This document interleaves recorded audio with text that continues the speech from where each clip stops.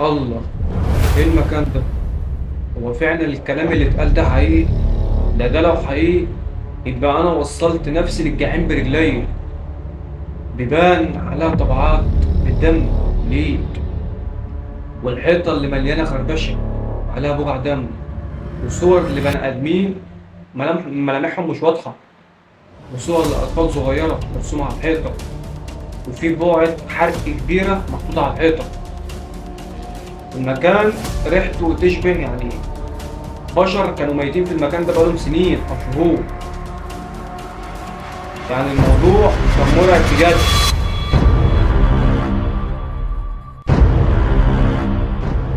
مسا عليكم، اهلا بكم في قصه جديده. بس قبل ابدا القصه، حضر مشروبك والبس سماعتك، واهم حاجه في القصه ديت طفي النور. ويلا بينا على القصه. بس قبل ابدا القصه، لايك، كومنت حلو كده، واشترك في القناه. عشان بس الفتره اللي فاتت ديت، الفتره كانت صعبه بجد بس عايزك تظبطني كده وهروق عليك. ويلا بينا على القصه.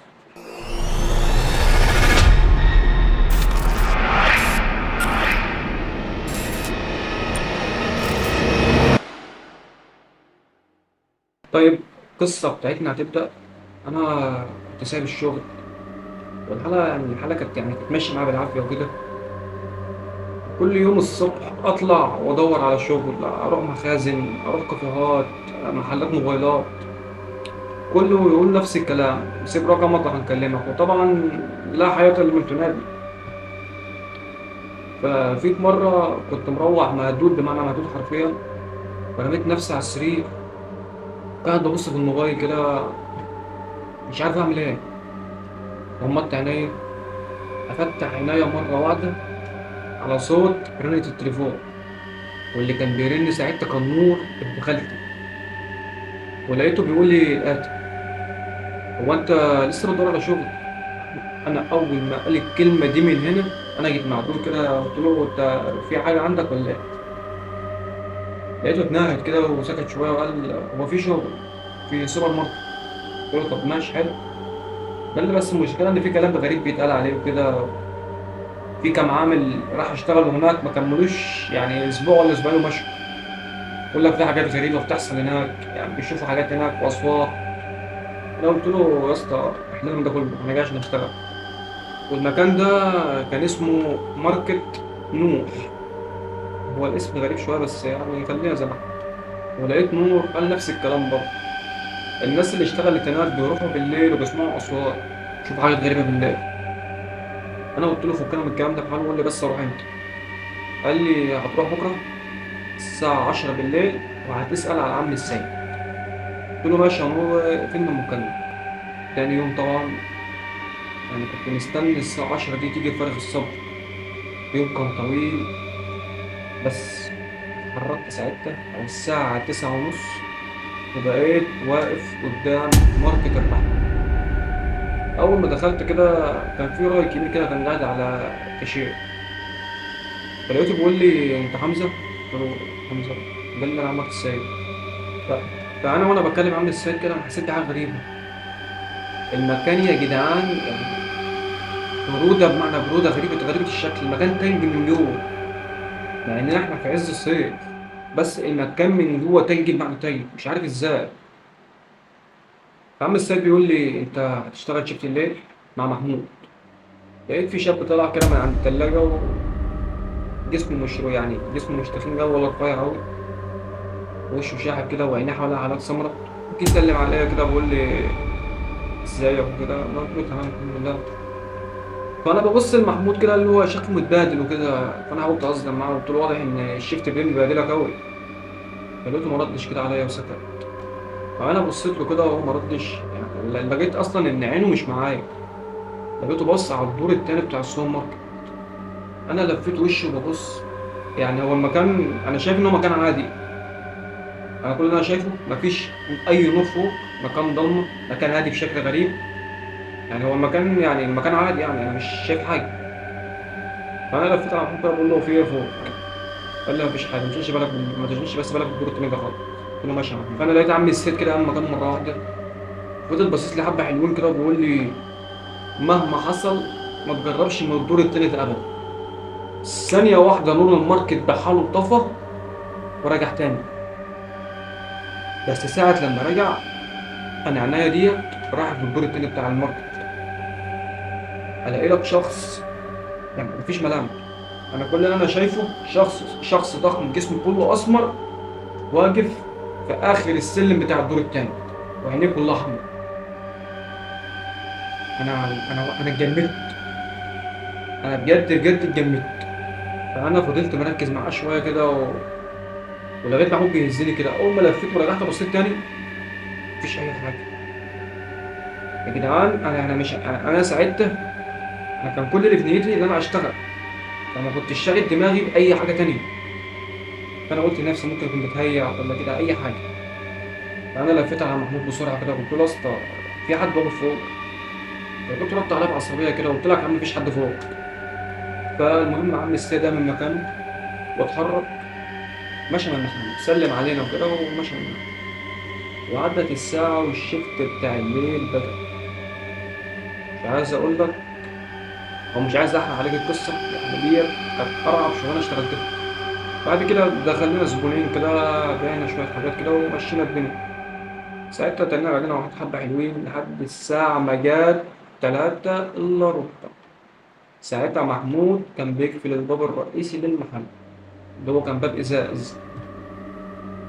أول ما جه في الباب صوت، يعني حتى الصوت بتاع الباب اللي هو التزيجة بتاعته ده يعني وقف القلب يخلي الواحد يتوتر. فلقيت المكان كده هذا مرة واحدة مفيش زبون مفيش أي حد خالص. فأنا لفيت على محمود كده، محمود كان بيلعب كاشير ساعتها أنا قاعد في اليوم. بقول له يا محمود هو المكان بيهدى كده كل يوم بشكل غريب كده؟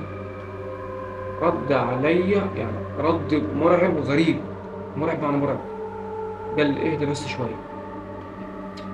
فانا بقولها على بالي يعني اهدى شويه ازاي مش فاهم نعمل ايه اللي هيحصل.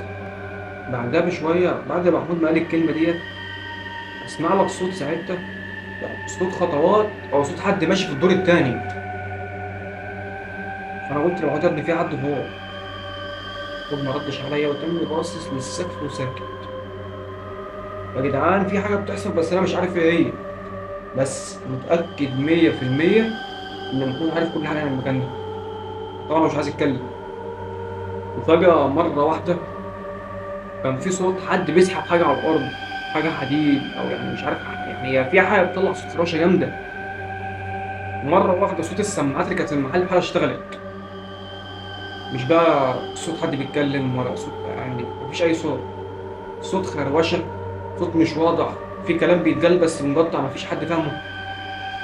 وبعدها اسمع لك صوت ساعتها، صوت طفل صغير طالع من السماعات بتاعت المحل وبيضحك ضحكة توقف القلب. الضحكة كانت مرعبة بمعنى مرعبة. أنا كل ما أفتكر الموقف أنا جسمي بيتهز دلوقتي. المكان ده كان مرعب بمعنى مرعب وأصعب. أنا المكان ده لسه شغال فيه بس المرة دي شغال الصبح، ما اشتغلتش بالليل خالص. أقسم بالله يا جدعان أقسم بالله كمان مرة المكان ده أنا كل اللي مقعدني كل اللي مصبرني إن المرتب بتاعه حلو. عشان كده الناس اللي كانت بتيجي كانت بتقعد لها يومين ثلاثة وتمشي. إن الراجل ده كان بيدي مرتبات يعني ما شاء الله. بس انا برضه كملت معاه بس المره دي شغال شيفت الصبح ما اشتغلتش بالليل تاني. لو كنت بشتغل بالليل بشتغل للضروره وبس. يعني لو محمود غاب انا انزل مكانه بالليل، بس انا ساعه ما انزل مكانه ما اقعدش في المحل. ساعه لما الدنيا تهدى خالص مفيش زباين مفيش اي حد جايب الكرسي قاعد قدام المحل ما اتحركش من قدامه. انا بعد ما سمعت صوت الطفل وهو بيضحك ده انا قلبي وقف يا جدعان، اتجمدت في مكاني. مش مش عارف اتحرك. الصوت يا جدعان كان مرعب بمعنى مرعب. فانا لفيت لمحمود كده وببص له. محمود كان يعني كان جسمه بيرتعش وبص للدور التاني. الواد مرعوب من حاجه. وفجاه الباب الرئيسي بتاع المحل الجرس بتاعه رن. احنا الاتنين بصينا ناحيه الباب كده، كان في ست كانت واقفه قدام الباب الرئيسي للمحل. يعني وشكلها غريب، يعني الست دي اللي جابها دلوقتي وفي الساعه ديت؟ ده احنا تقريبا الساعه 4 الفجر. فانا قمت فتحت كده والست دي دخلت ورجعت قعدت جنب محمود تاني. فمحمود بيقول لها اجيب لك ايه؟ مفيش رد.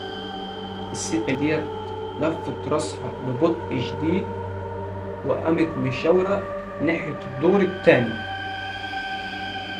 وبعد كده تبقى القصة بتاعتنا خلصت. يعني أنا مش عارف أكمل إزاي بجد.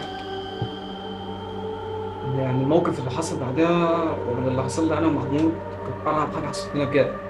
وطبعا يعني اللي هيتفرج على الفيديو لحد آخره هيشوف إن أنا حاطط صور لمحمود، وهيشوف إن أنا حاطط صور ليا في الفيديو وصور حد.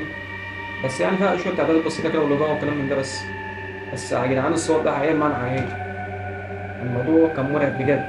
وأهم حاجة لو القصة عجبتك، لايك، اشتراك، وفعل زر الجرس عشان الجزء التاني من القصة ديت هيطير عقولكم من مكانكم.